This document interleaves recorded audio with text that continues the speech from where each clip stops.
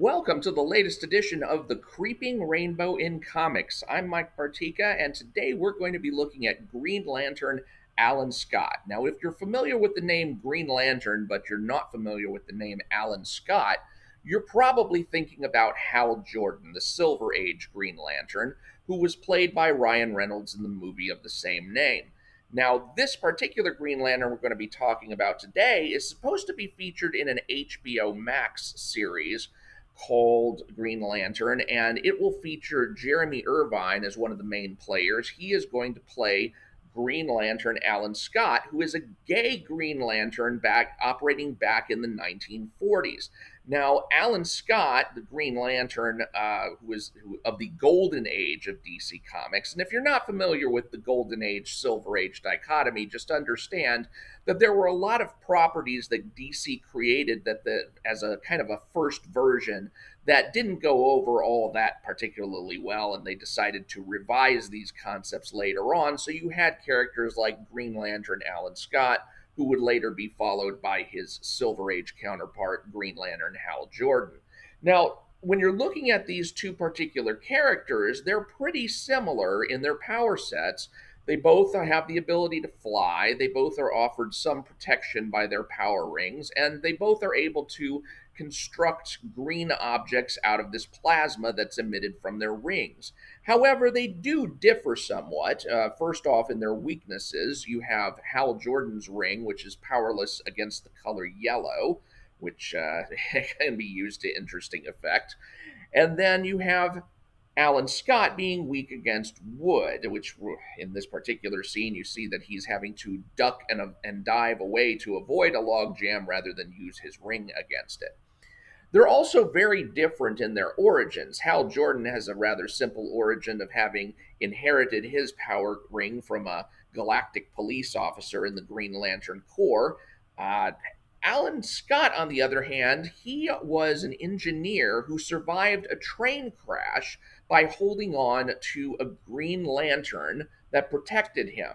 And he soon found out that the Green Lantern was kind of animated in a way, kind of alive in a sense, and it basically told him that it was going to bestow a ring of power on him that would enable him to fight crime, and therefore he became the Green Lantern. Now, the Green Lantern, of course, was not originally created as a gay character. I mean, this was the 1940s that he was created in. My goodness, I mean, they're not going to do that in the early comic book era. That just wasn't done.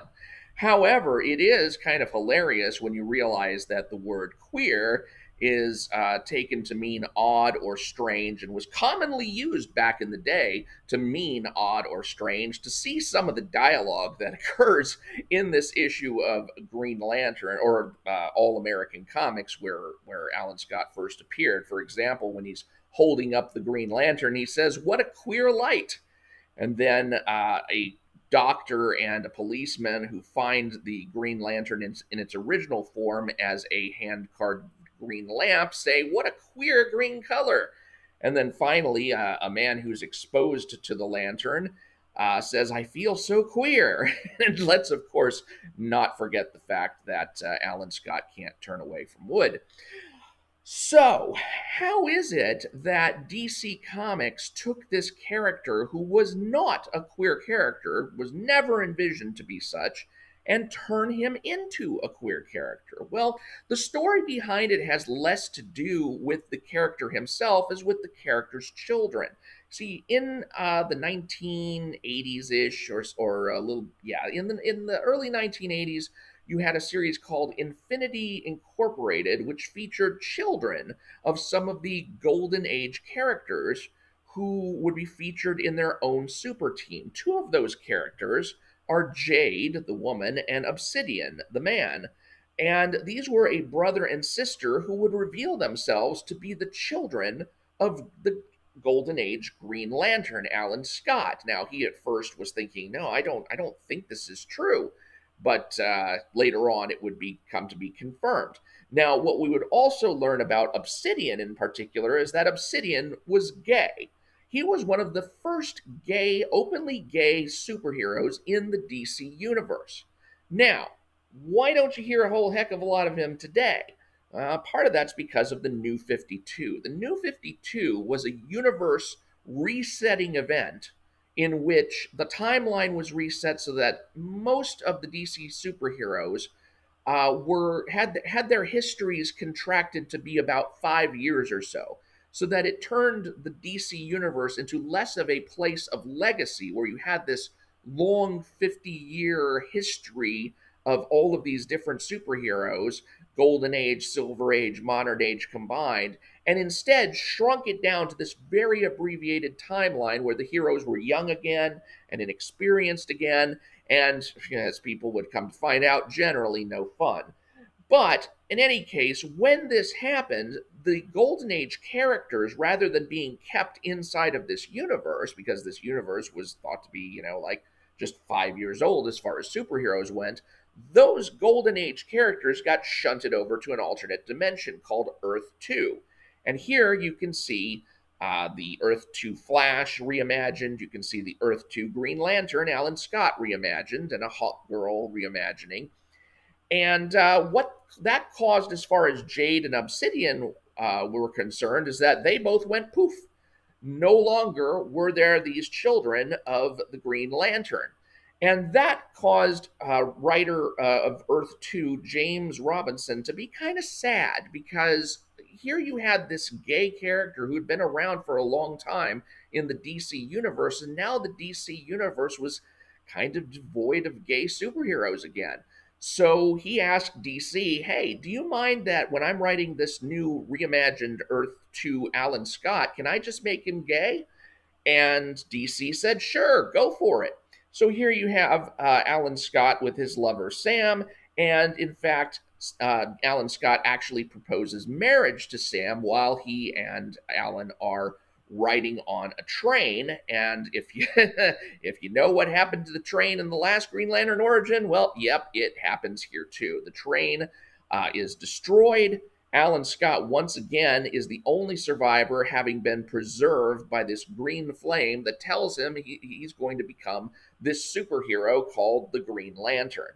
And in a very touching moment, you also have the wedding ring that he presented Sam with turned into the Green Lantern ring.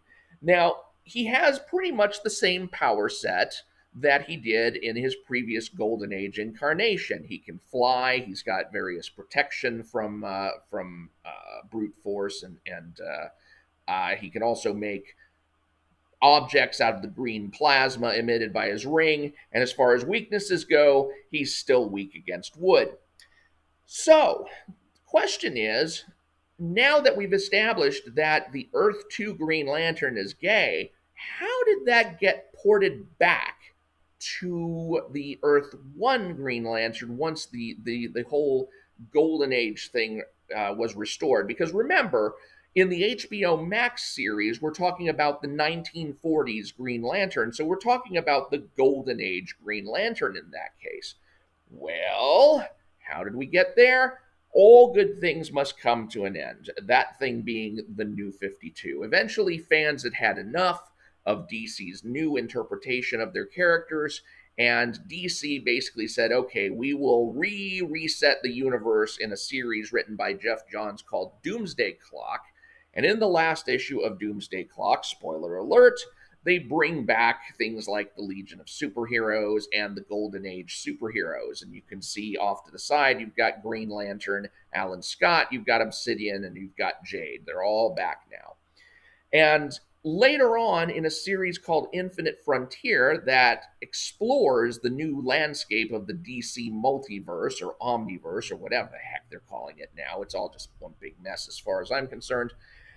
You can see that they have Alan Scott and Jade and Obsidian featured prominently on the cover, because one of the short stories in this collection shows how Alan Scott confesses to his children that he has been, in fact, a gay man all along. He's been a gay man his whole life.